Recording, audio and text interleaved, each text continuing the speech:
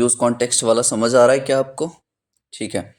तो पिछले लेक्चर अगर आपने नहीं देखा है तो कृपया करके वो देख लें, क्योंकि वो जब देखोगे तो समझ आ जाएंगे कि यूज़ कॉन्टेक्स्ट हम क्यों यूज़ कर रहे हैं और ये कौन सा हुक है और किस प्रॉब्लम को हम सॉल्व कर रहे हैं।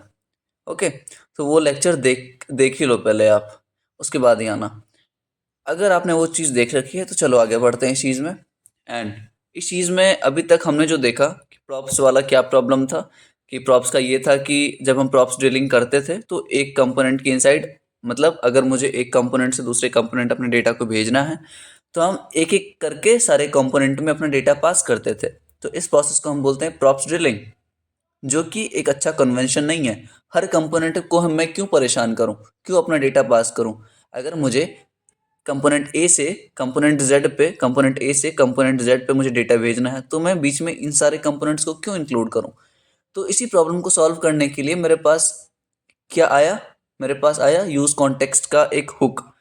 हुक क्या होता है? हुक एक फंक्शनल कंपोनेंट को एक्सेस देने के लिए, किस चीज का? स्टेट्स का। तो हुक्स का क्या काम है? हुक्स एक ऐसी चीज होती है जो फंक्शनल कंपोनेंट को एक्सेस देती है, अलाउ करती है कि भाई आप स्टेट्स मैनेजमेंट कर सकते हो, स्टेट मैनेजमेंट कर सकते हो डायनेमिकली। ठीक है। हुक्स को यूज करने के कुछ रूल्स बताया था मैंने। हुक्स को हमेशा फंक्शनल कंपोनेंट में ही यूज करना है, क्योंकि ये फंक्शनल कंपोनेंट का पार्ट है। क्लास कंपोनेंट में हुक का यूज मत कर देना गलती से। Hooks are always declared at the top of the component. Top of the component का मतलब रिटर्न स्टेटमेंट से पहले। ये रिटर्न मैंने यहाँ देखो, यहाँ देखो, यहाँ देखो, ये मैं रिटर्न कर रहा हूँ, ये रिटर्न कर रहा हूँ, तो रिटर्न स्टेटमेंट से पहले यहाँ देखो, यहाँ मैंने पहले एरिया डिफाइन कर रखा है कि स्टेट्स वेरिएबल या फिर हुक्स को हम यहाँ इंक्लूड करेंगे। ठीक है, चीजें समझ आ गई। थर्ड क्या है हमारे पास रूल कि can never be condition. Hooks कभी एक कंडीशन में नहीं हो सकता कि इफ एल्स में लगा दो या फिर स्विच स्टेटमेंट में लगा दो आप। ठीक है, तो ये हुक्स के कुछ रूल्स है जो मैंने ऑलरेडी डिस्कस कर रखा है। अब देखो कौन सा हुक यूज करने वाले हैं हम प्रॉप्स डीलिंग के प्रॉब्लम को सॉल्व करने के लिए, उसका नाम है use context. Use context hook का यूज करेंगे हम। एंड इसमें चार प्रोसेस बताया था मैंने। सबसे पहले अपना कॉन्टेक्स्ट क्रिएट करते हैं हम। कॉन्टेक्स्ट क्रिएट कैसे करेंगे वो हम देखेंगे। रैप करते हैं अपना parent component inside provider. Wrap करने के बाद पास करते हैं अपना डेटा। ध्यान रहे ग्लोबली डेटा पास करना है। अभी हम कंपोनेंट में को पास नहीं करेंगे डेटा, अभी हम ग्लोबली करेंगे। ठीक है, डेटा पास करने के बाद जिस चिल्ड्रन कंपोनेंट में मुझे वो डेटा चाहिए उसमें हम यूज कॉन्टेक्स्ट हुक का यूज करेंगे। ये चार पहले पॉइंट्स लिख लो आप अपने नोट्स में। एंड चलो इस चीज़ को इम्प्लीमेंट करते हैं। तो यहाँ पे चलिए स्टार्ट करते हैं। सबसे पहले क्या करना है मुझे कि ऐप डॉट जेएस में आऊँगा मैं, जो कि मेरा फर्स्ट पेरेंट कंपोनेंट। आप खुद सोचो कि मेरा पेरेंट कंपोनेंट यहाँ से कौन है। यहाँ जो मेरा पेरेंट कंपोनेंट है वो है ऐप डॉट जेएस, जिसको मैं इंजेक्ट करवा रहा हूँ इंडेक्स डॉट जेएस वाले में। ठीक है, यहाँ मैं कंपोनेंट कंपोजिशन करवा रहा हूँ। ठीक है, अब मैं क्या करता हूँ, सबसे पहले ऐप डॉट जेएस में मैं गया। ठीक है, मैं ऐप डॉट जेएस में गया। एंड अभी के लिए इसको आप ये में जो डेटा है मेरा, इसको मैं रिमूव आउट करूँगा। एंड ये वाला चीज़ एरर ना दे उसके लिए मैं इसको हटाऊँगा। इसको भी हटाओ। ठीक है, ठीक है। फर्स्ट डॉट जेएसएक्स वाले से अपने को कोई मतलब नहीं है। समझ आ गई चीज़ें। अब हम क्या करेंगे ऐप डॉट जेएस में, यहाँ पे ये जो फालतू इंपोर्ट एक्सपोर्ट वगैरह है सबको हटा दो। ठीक है, एंड यहाँ पे मैं कमेंट भी हटाता हूँ, आपको सारी चीज़ें पता है ऑलरेडी।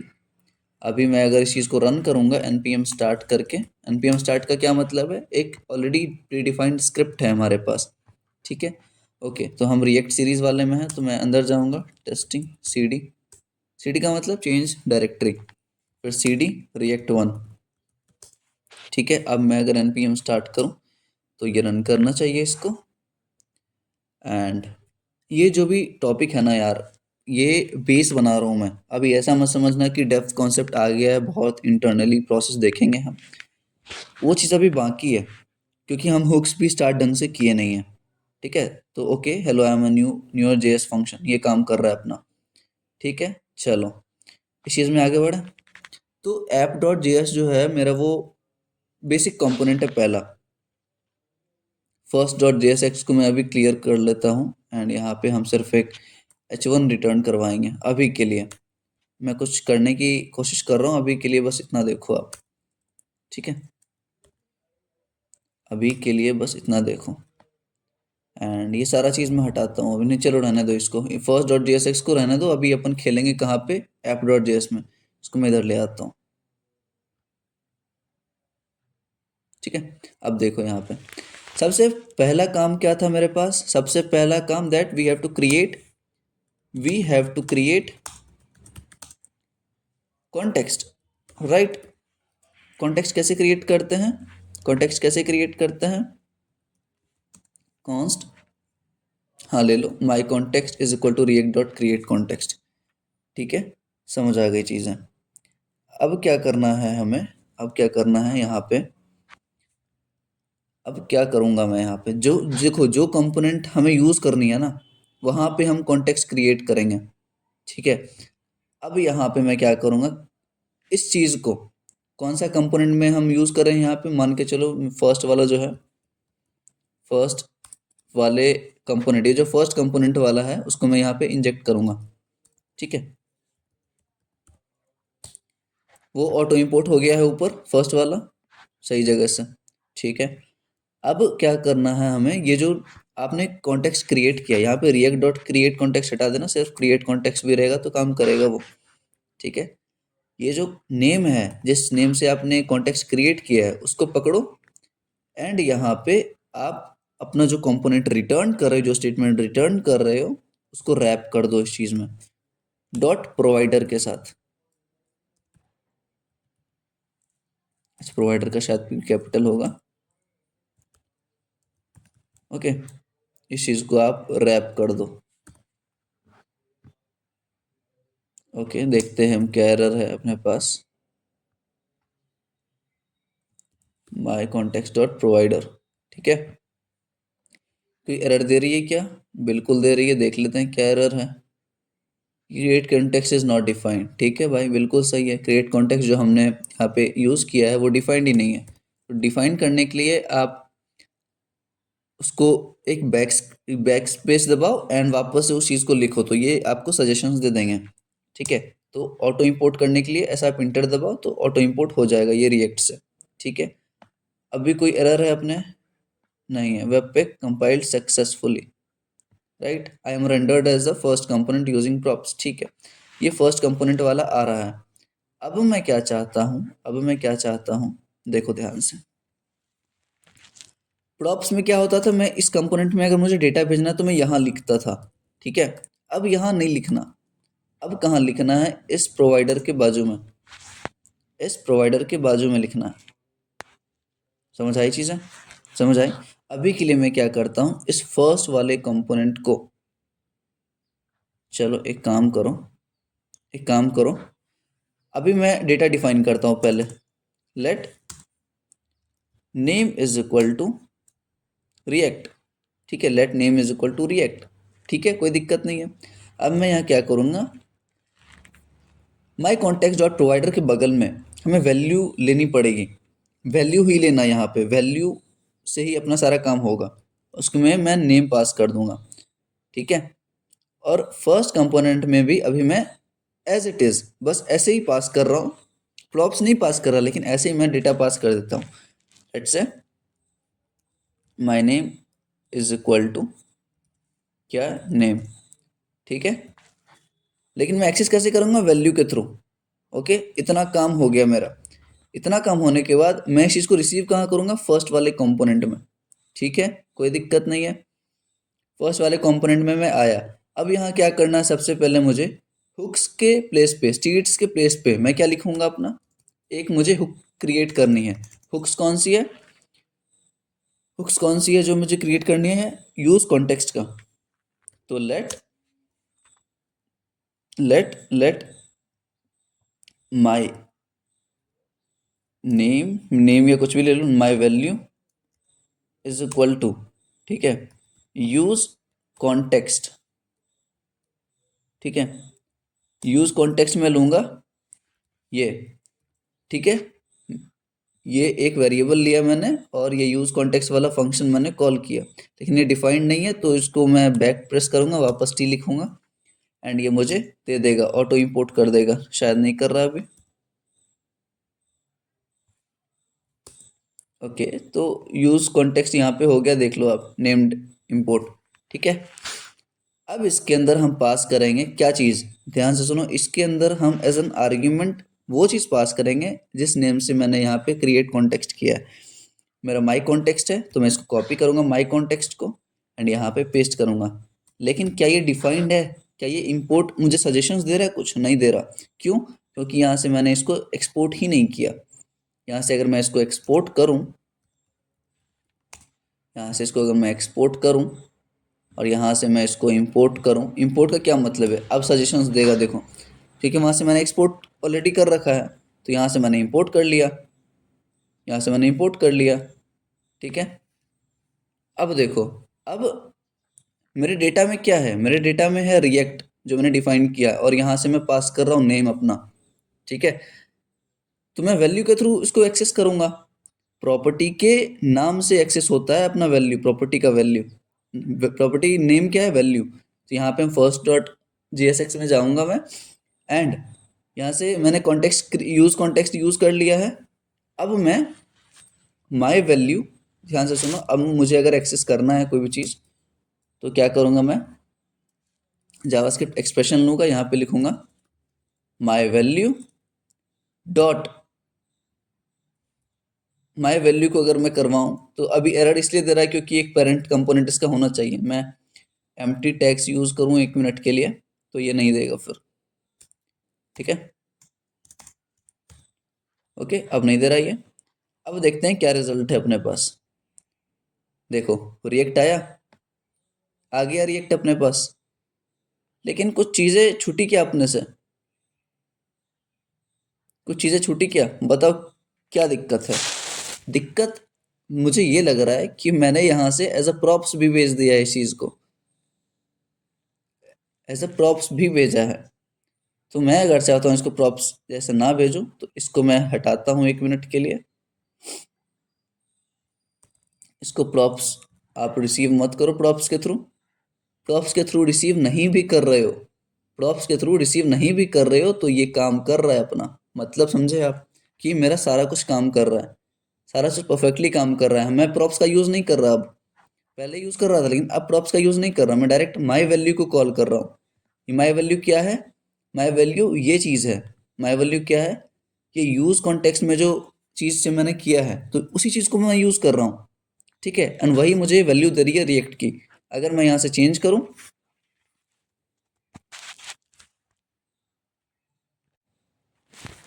अगर मैं यहाँ से अब app.js में जाके रिएक्ट को मैं कुछ और लिख दूँ, let's say code pact, let's say welcome to code pack, welcome to code pact. ठीक है, अब मैं अगर जाऊँगा तो देखो आ गया welcome to code pact. So this is how use context work.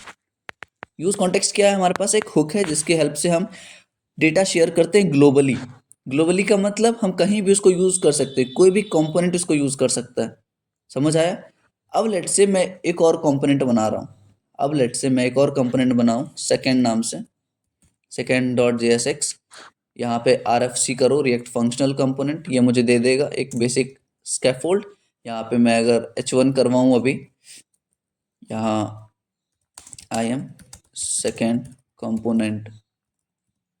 ठीक है, आई एम सेकेंड कंपोनेंट है, एंड यहाँ से मैं एक्सपोर्ट तो ऑलरेडी कर रहा हूँ, एक्सपोर्ट डिफॉल्ट, भले आप यहाँ लिखो या फिर एक्सपोर्ट डिफॉल्ट यहाँ लिख दो और नाम लिख दो सेकेंड कंपोनेंट नाम का, बात बराबर है। बस आप अपने को क्या है ना, हर चीज़ देखना, अब हर चीज़ पता होनी चाहिए कैसे हो रहा है। ठीक है, सेकेंड कंपोनेंट, अब इसमें भी मुझे ये डेटा चाहिए, सेकेंड कंपोनेंट में भी मुझे डेटा चाहिए। तो मैं क्या करूँगा, मैं यहाँ से फर्स्ट के बाद सेकेंड भी इंक्लूड करवाऊँगा, सेकेंड को। ठीक है, ऑटो इंपोर्ट हो गया ऊपर से कंपोनेंट से। ठीक है, अब यहाँ पे मैं क्या करूँगा, अगर इस चीज़ को मुझे एक्सेस करना है ना, तो ऐसे ही देखते हैं कि बिना प्रॉप्स भेजे, बिना यहाँ डेटा भेजे क्या मैं एक्सेस कर सकता हूँ सेकंड वाले कंपोनेंट में। तो एक्सेस करने के लिए मुझे वापस से एक चीज़ करनी पड़ेगी। क्या था वो? मुझे यूज़ कॉन्टेक्स्ट करना पड़ेगा। तो let second second comp is equal to use context, यहाँ पे क्या करेंगे हम, वहीं पे माई कॉन्टेक्स्ट पास करना है आपको, माई कॉन्टेक्स्ट। ठीक है, माई कॉन्टेक्स्ट क्या है वापस से बताओ, माई कॉन्टेक्स्ट क्या है, माई कॉन्टेक्स्ट है हमारा ये मेन वाला, जो मैंने क्रिएट कॉन्टेक्स्ट किया है वो किस नाम से किया, माई कॉन्टेक्स्ट। तो यहाँ से तो एक्सपोर्ट है, हो रहा है ये ऑलरेडी, तो यहाँ पे इंपोर्ट कर लेंगे, यहाँ से मैं माई कॉन्टेक्स्ट को इंपोर्ट कर लूंगा, हो गया। डॉट स्लैश ऐप से वार्निंग दे रहा है कि ये आपने डिफाइन तो कर लिया लेकिन यूज़ ही नहीं किया। भाई अभी यूज़ करूंगा मैं, वापस से एक जावास्क्रिप्ट एक्सप्रेशन में मैं ये लिखूंगा, इसका नाम से आप एक्सेस होगा, सेकेंड कॉम नाम से एक्सेस करो आप। ठीक है, वापस से देखो आप, दिख रहा है welcome to code pact and second to welcome to code pact I am second component. Okay, समझ आ गई चीज़ें। एंड अगर मैं इसको लेट से, अगर मेरे पास कोई और डेटा है, let surname is equal to Mishra, ठीक है, एंड लेट से यहाँ पे नेम मैं दे दूं आदित्य, डन। अब इस चीज़ को मैं देखूं, surname is assign but never used, ठीक है भाई। नेम देखो, नेम तो मैं पास कर रहा हूँ, नेम तो मैं पास कर रहा हूँ, लेकिन लेकिन लेकिन लेकिन वैल्यू में मुझे और भी चाहिए। नेम सरनेम अगर करूं, दोनों चीज पास करूं, तो क्या बोल रहा है, जैसे may not use the comma operator. ठीक है भाई, कुछ एक ही चीज आप बेच सकते हो शायद। देखो अगर मैं इसको करूं तो ये मुझे क्या देगा, मिश्रा, बोथ प्लेस पे। ठीक है, कोई दिक्कत नहीं है ना। अब एक काम करो, सेकंड वाले में भी मैंने देख लिया, इसको हटाओ। अब मैं क्या कर रहा हूं, इस चीज को मैं एक एरे के फॉर्म में लूंगा, एरे ऑफ ऑब्जेक्ट्स। ठीक है, एक सेकंड भाई रुक जाओ। ठीक है,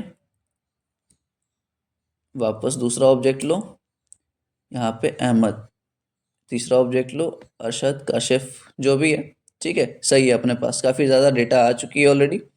इस चीज़ को और नीचे करूँ मैं, तो अपने पास क्या है, एक एरे ऑफ ऑब्जेक्ट है। इसको आप फॉर्मेट डॉक्यूमेंट कर लो, राइट क्लिक करके, आपको सारा एक्सटेंशंस मैंने ऑलरेडी बता रखा है। तो फॉर्मेट डॉक्यूमेंट वाला आएगा, फॉर्मेट डॉक्यूमेंट करो, ये बेस्ट आपको ऑर्गेनाइज करके दे देगा आपका कोड। ठीक है, तो लेट नेम में मैंने क्या किया यूज़, एरे ऑफ ऑब्जेक्ट। अब मैं यहाँ से वापस नेम भेज रहा हूँ, वापस नेम भेज रहा हूँ। ठीक है, कोई दिक्कत नहीं, सेकंड वाले को हटा दो क्योंकि अभी यूज़ नहीं कर रहा। ओके, फर्स्ट वाले में आओ। अब मैं क्या कर रहा हूँ, अब मैं क्या एक्सेस कर रहा हूँ, माई वैल्यू इक्वल टू ये, और इसमें क्या आ जाएगा, माई वैल्यू। ठीक है, अभी हम देखते हैं क्या है मेरे पास, एरर देगी, पता है एरर देगी, बताता हूँ क्यों।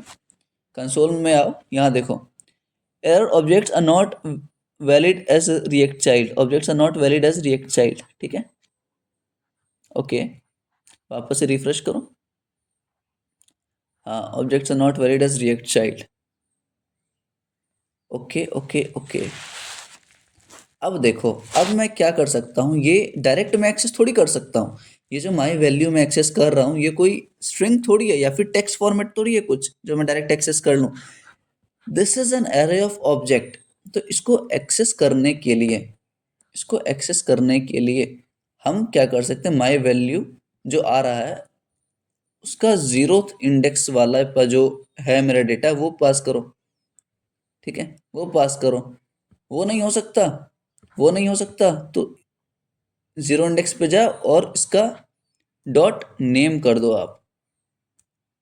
अब मिलेगा क्या मुझे डेटा, मिल रहा है अली, आ गया, क्या आया मेरे पास, अली। तो मैंने क्या एक्सेस किया, यहाँ हटा हुआ भी है, मैंने क्या एक्सेस किया, यहाँ पे मैं एरे ऑफ ऑब्जेक्ट्स पास कर रहा हूँ। ठीक है, काफ़ी सारे ऑब्जेक्ट्स हैं, और मैं फर्स्ट ऑब्जेक्ट के फर्स्ट इंडेक्स पे गया, 0 इंडेक्स पे, और वहाँ मैंने नेम को एक्सेस किया तो मुझे अली मिल गया। राइट, कोई प्रॉब्लम नहीं आ रही है यहाँ पे। अब मैं क्या करूँगा, मैं चाहता हूँ कि इसको इटरेट करूँ, इसको क्या करूँ, इस चीज़ पे मैं एक इटरेशन लगाऊँ। इटरेशन लगाने के लिए क्या करूँगा मैं, यहाँ पे इटरेशन लगाने के लिए सबसे अच्छा मेथड है भाई, याद रखना आप, इंटरव्यू में काफ़ी ज़्यादा पूछी जाती है कि एरे डॉट मैप आपने यूज़ किया होगा, मैप फिल्टर रेड्यूस। जावास्क्रिप्ट का एक बहुत अच्छा कॉन्सेप्ट है मैप फिल्टर एंड रेड्यूस, तो हम वही मैप का यूज़ करेंगे। लेकिन अगर मैं डायरेक्ट लिखूं माई वैल्यू डॉट मैप, तो ये काम करेगा क्या? तो ये नहीं काम करेगा, क्योंकि हम डायरेक्ट ऐसे नहीं लिख सकते। ये चीज़ एक जावास्क्रिप्ट एक्सप्रेशन में लिखना पड़ेगा मुझे। समझ आ गई? तो मैं क्या लिखूंगा, माई वैल्यू डॉट मैप। इस चीज़ में तीन चीज़ होती है। जब भी आप मैपिंग करते हो ना, तो तीन चीज़ होती है। करंट वैल्यू मैं लिख देता हूँ, इंडेक्स एंड एरे। ठीक है, current value, index and array. लेकिन लेकिन ये इसमें नहीं होता। मैप फंक्शन क्या करता है, सबसे पहले एक कॉलबैक फंक्शन लेता है, और इस कॉलबैक फंक्शन में करंट वैल्यू होगी, इंडेक्स होगी एंड एक एरे होगी।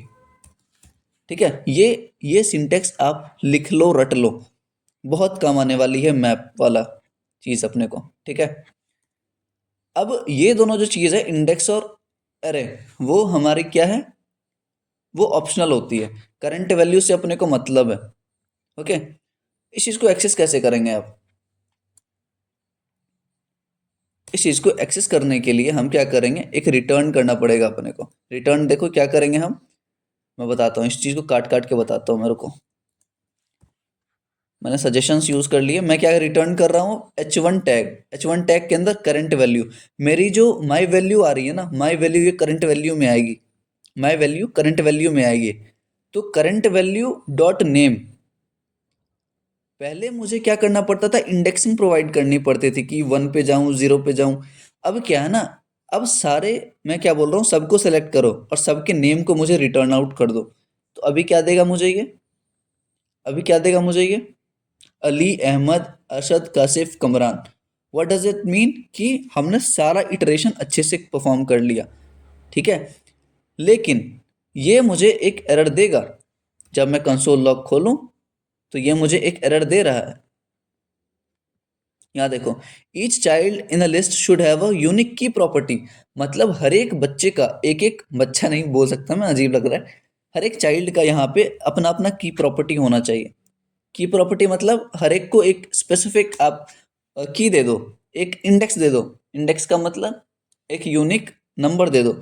उस चीज़ के लिए मैं यहाँ पे लिखूंगा की इज इक्वल टू इंडेक्स, और ये यही इंडेक्स है, मतलब 0 1 2 ये ऑटोमेटिकली काउंट होगा। तो अब मैं जब करूँगा इस चीज़ को सेव करके, तो ये मेरा एरर चला जाएगा यहाँ कंसोल से। वापस रिफ्रेश करो, गया गया एरर।